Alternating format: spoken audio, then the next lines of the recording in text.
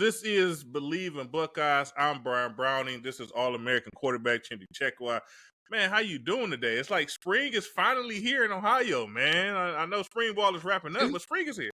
It's been It's nice. spring here. It's like 35 degrees outside, 40 degrees. It's like 60. So, that's at night, man. You got to count the prime time of the day, man. That's like Florida winter, Louisiana winter. It's 60 degrees and then 30, 35 at night. So I don't know. We could call it spring if that's what you want to call it. I don't have no allergies. My allergies ain't acting up. So whatever is going on, I'm cool with it. Man, this is Ohio, man. Welcome to the seasons, man. But yeah, for the show today, man, we're gonna wrap up spring ball with kind of going into. I think on this situation with Coach Day. Obviously, we have Chip Kelly now. We're running the Chip Kelly offense under Coach Day here at Ohio State. And we wanted to kind of, I guess, put a bow on spring ball, but just kind of wrapping up, really a clip, right? We're talking about really a couple of sound bites from Coach Day, but we feel like this really is going to set up our 2024 season. And then that clip that we was going to speak about here is really from the spring game. Obviously, the spring game was nationally televised. We had Joe Klatt and Urban Meyer and the Fox guys basically talking to coaches, who was pretty cool, talking to coaches and players right there during the game. But Tim, a clip kind of caught your attention. Can you first share it with the people so we can kind of dive into it and what you think that means for this team and Ohio State moving forward? Yeah, I think it was interesting. The broadcast there was just, they were doing the thing where they were interviewing the coaches during the game, which I thought was cool, but they were interviewing Ryan Day. And they asked him about, Chip Kelly, being able to bring Chip Kelly in to run that offense. And they really asked him about the challenges of calling plays.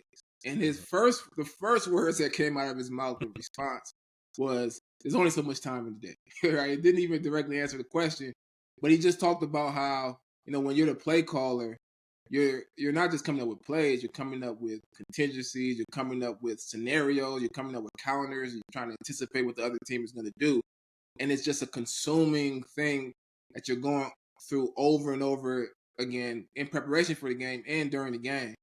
And the challenge with that, he pretty much highlighted was, and Urban Meyer kind of reiterated, is that it leaves you very little time to run the team. It leaves you very little time to check on the defense, to solve an issue with special teams, to identify some of the things that we talked about at the end of the season. We're like, there's some cracks in the foundation. There's some things that need to be shored up that, a CEO type head coach could address. And it's hard to address those things where you're the guy who has to get the offensive line, everybody in the right spot, make sure the receivers are lined up properly, make sure this operation is running smoothly. And we saw some of the challenges of that, not just, this season, really the past couple seasons. Yeah, and I think that kind of, I guess, more or less kind of hit it on the head. Like, we seen issues, right, with the team, whether a couple years ago with the defense, right, and us getting Coach Nose in here for us to kind of figure out the defense, and then special teams, right, last year that kind of stuck out as a source of some of the things that wasn't happening on special teams. The mistakes that was taking place on special teams, so that was really being highlighted because, we're not doing anything, it feels like, but making mistakes when it comes to special teams. And it's just like, well, what's taking so long to kind of get these things handled? Like, essentially, every time there's an issue, it feels like it's not even being addressed until the offseason, right? Until the offseason, so there's just there's just an abundance of time to kind of get somebody fired, get somebody hired before we could kind of address these situations. And as me and we played under Coach Tressel, we played for, professionally football in the NFL. If it's an issue, it's usually a week-to-week thing, right? Like, if something's a problem this week, next week is going to be handled. It's not going to be that problem there anymore. And so at Ohio State, we kind of will fall into these situations where we're having these issues that's repeating themselves. And once again, it's not addressed until the offseason. And a lot of times before it's addressed, we done lost the game, right? We done lost to Michigan, or we done lost the bowl game, or we lost to the playoffs or something of that nature. And now that team that we had so much talent on essentially does not get that chance to live up to their potential, because we know it's college football. It's almost every week is a playoff, right? Well, things will change next year, but historically, you can't just have a loss and think that the rest of everything in the season is going to play out in your favor. So I think it was, I guess, really just good to hear. It's something that we've been hitting on. I think we've been talking about it for probably about a year, Wow. a year or so ago. The thing about it is it affects so many things, especially in today's game, because just think about it just from a recruiting standpoint. Just from a recruiting standpoint, right?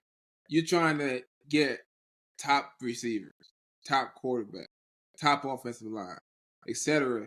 And the head coach, the guy who can step in and seal the deal for a lot of these big time guys, is also putting the game plan together week by week. It's also figuring out, okay, who's going to be my quarterback for this year.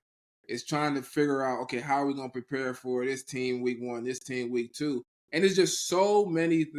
I think he hit it on the head with saying there's only so much time in the day. It's like a single parent household. Like, I got to work.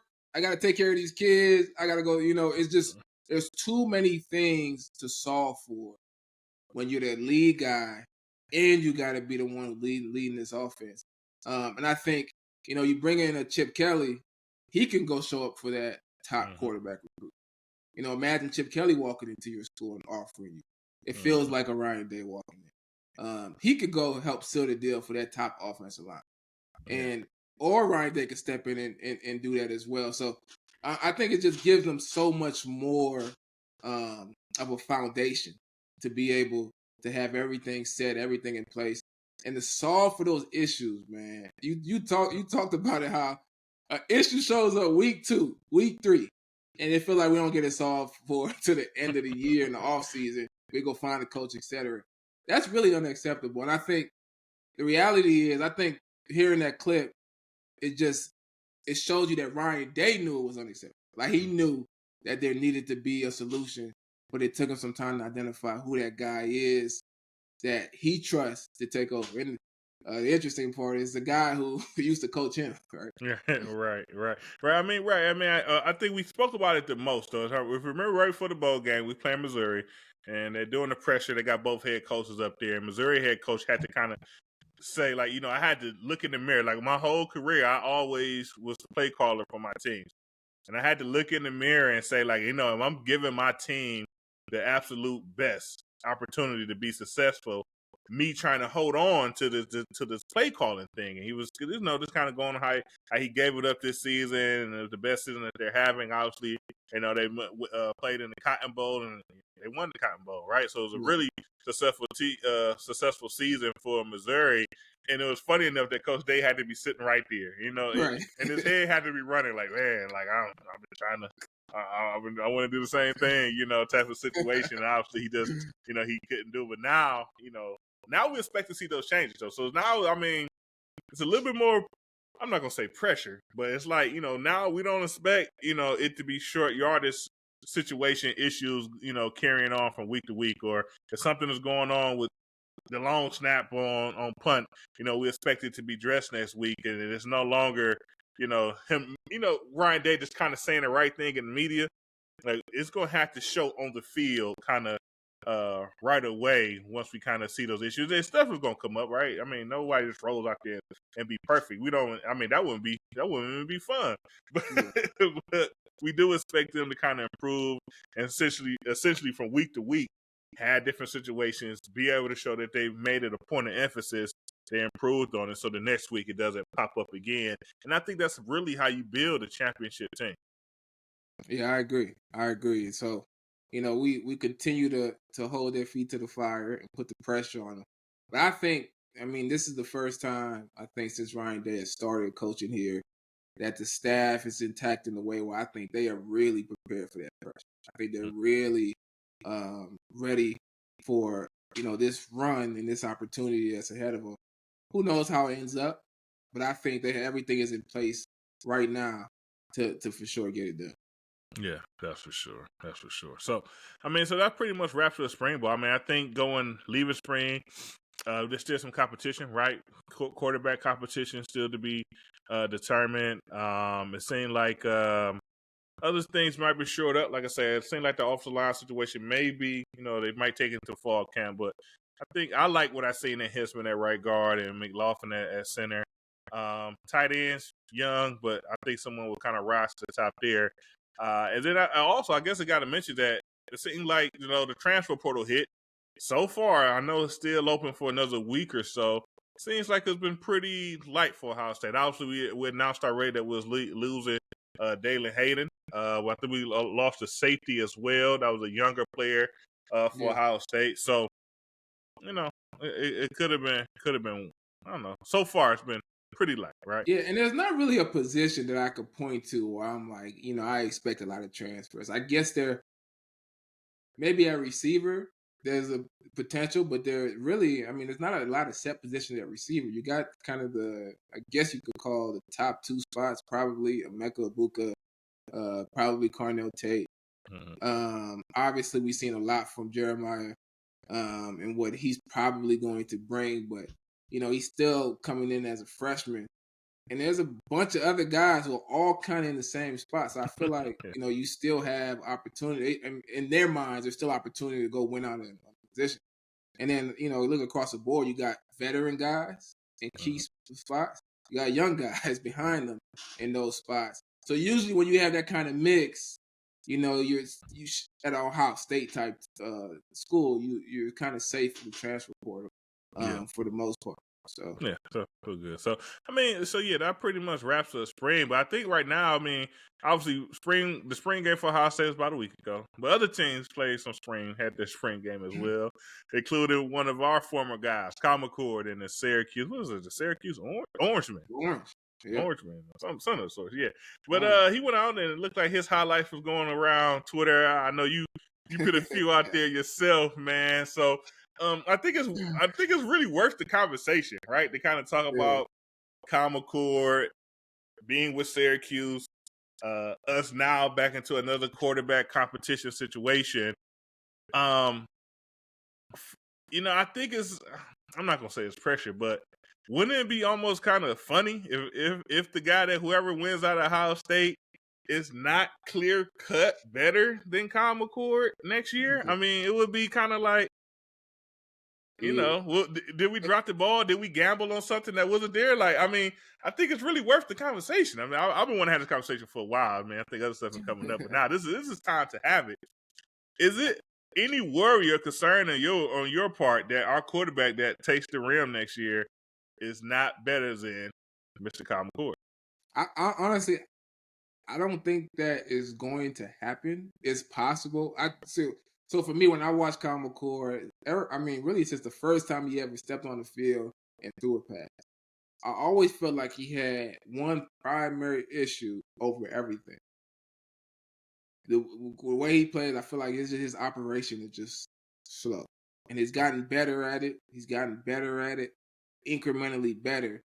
So there is a scenario where if he took a big leap during the offseason and gets really better with his feet, setting his feet quick and getting the ball, making decisions quick, getting the ball out faster, etc., that he could be who everybody hoped that he'd be at Ohio State, and he could potentially be better than whatever quarterback steps in and plays for Ohio State.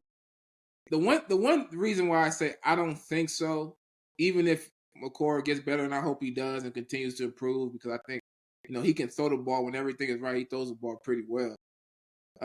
I think is what Chip Kelly and what Ryan Day wanted from a quarterback that changed a little bit. I think if that quarterback that sits in the pocket and throws the ball isn't going to be a CJ Stroud level talent, like if he's not going to get to that level potentially, then we want a guy who can run. And I think that difference, there's a scenario where McCord does get better and continues to improve on his game, and he's good for Syracuse. But then a Will Howard or Devin Brown also continue to improve on their game and are good for Ohio State. And it's just like, he was good for Syracuse, but what we want to do with, zone read, quarterback runs is different. Because Ryan Day made it very clear that he wanted to run the ball with the quarterback more.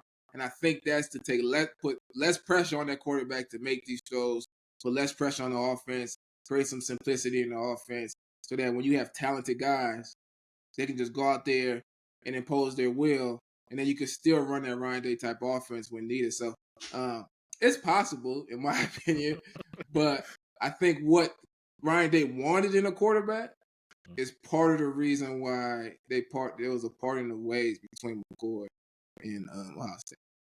So recently, McCord, he did a podcast, right? In the podcast, they kind of asked him about that, right? And it was kind of interesting. I didn't listen to the whole podcast, but I did definitely catch the clips around him and him deciding to enter the portal.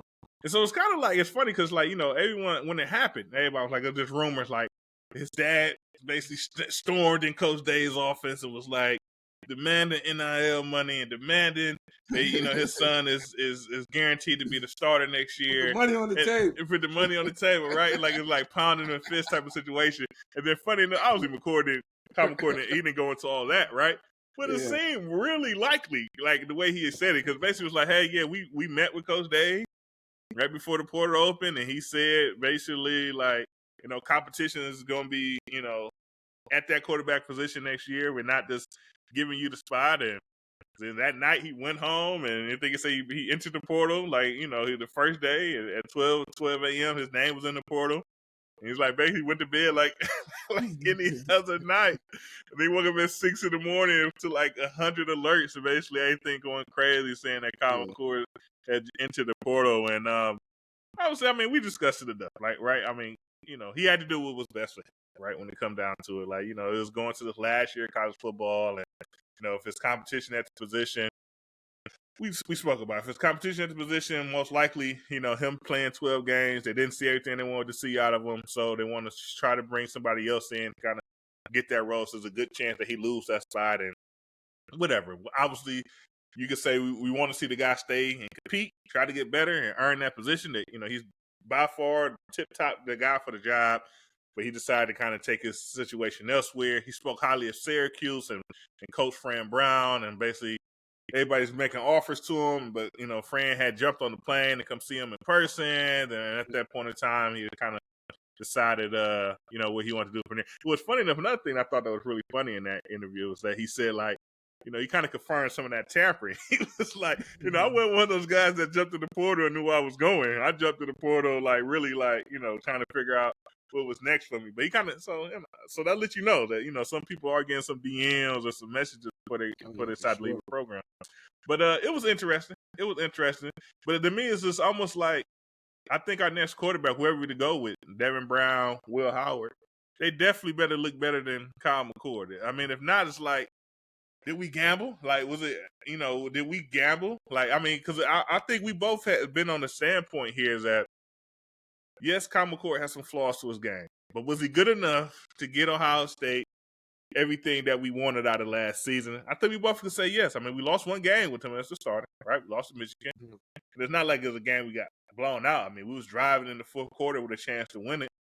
And he throws an interception, but we seen the clip. I mean, it's not really, he could have did a little bit more, but at the same time, it wasn't all on him, that interception that he threw at the end of the game.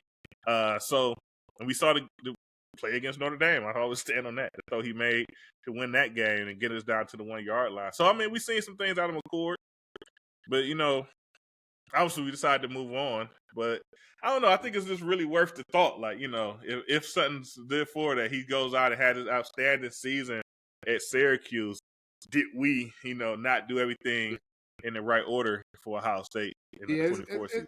It's worth it. It's worth the thought. I still stand on the fact that the style of play doesn't fit McCord. The style that we want to play. I mean, when a quarterback is so good at throwing the ball, it don't matter. You throw the style out the window and you just put that guy in the pocket and let him pick teams apart. But when he's a step down from that, then you have to consider in college football, how do we want to play? And if we got Chip Kelly as our offensive coordinator, we want that quarterback to be a threat running the ball. And the reality is that's something that McCord is not going to do. Like, it's just not going to be in his game. He can improve in a lot of places. He ain't going to improve with that one. I think it does become a kind of a difference in styles overall at the end of the day. And I do wish him the best. I've been retweeting some of his. It's interesting though, like the hate for like a pocket of Buckeye fans for McCord, because a lot of them hate him because or dislike him or don't like him because he didn't perform up to a certain level of expectations. But then a lot of those same people dislike him because he didn't stay. It's like either you want him or you don't want him, right? So yeah, I think at the end of the day, and honestly, just from watching Will Howard, I do think Will Howard is going to be a better quarterback for Ohio State than Kyle McCord. I don't know for a fact that he's going to be a better quarterback in general, but I do think he's going to be a better for what Ohio State's trying to do. I mean, they got so much talent, bro. Like it's like off the running backs, the receivers, etc. The game plan. They just got so much talent. If he can come in there and make good decisions, quick decisions, get the ball out quick, let receivers catch and run. That's one thing that I feel like we lost this past season, maybe even the last couple seasons. A lot of deep passes to Marvin Harrison, a lot of passes to him, etc. But not a lot of catch and run opportunities. Like these guys are talented guys. Emeka Egbuka used to be a punt returner for Ohio State. He's explosive with the ball. Get these guys the ball, simple plays, get the ball out of the quarterback's hands. Let those guys catch the ball and make plays. I think we have guys who can do it. So it's gonna be interesting to watch. How this offense continues to perform and develop. All right, my last thing about it, because obviously, next week we got the draft, and we probably never talk about this again. But I want to bring up the chances of us possibly playing Syracuse in the playoffs next year. Obviously, as we know, there's 12-team playoffs. Everyone is looking forward to it.